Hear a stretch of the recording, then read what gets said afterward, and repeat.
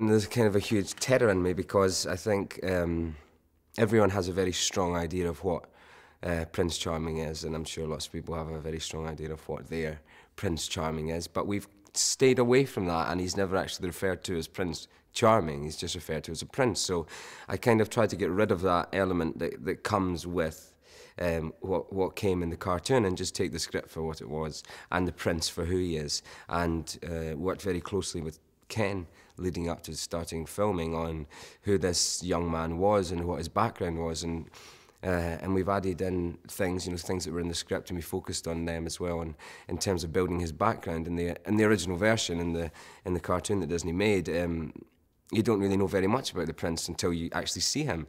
Whereas in this version, we learn that he's been at war for 5 years. He's seen a few things. He's lived a very different life to what you would consider just the Prince Charming version of the princes you can see in all these different type of Disney films. He's a much more intricate, interesting character. I love working with Ken. I've loved working with Ken since the first rehearsal I had with him, when I realised that this wasn't going to be a kind of straightforward telling of a story that everyone knows, that we were all going to have to dive in and create characters from scratch that were different and never been understood properly before. And I've had a really amazing time working with Ken, from the books that he gives me to read, from the questions he asks me about this young prince, things that I've not thought about, or things that surprise me, or things that I can gush to him about. Oh, this is exactly how the prince feels.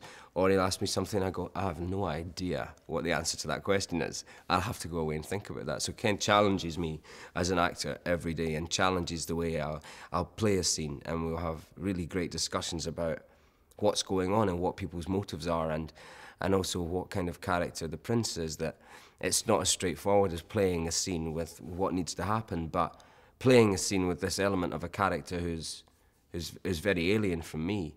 And Ken's been great at diving into and exploring that with me. But I think he goes through a huge change from the start, from when he meets her, and with what happens with his father during the film, and how he learns to kind of be his own man and to stand up for the things he doesn't agree with.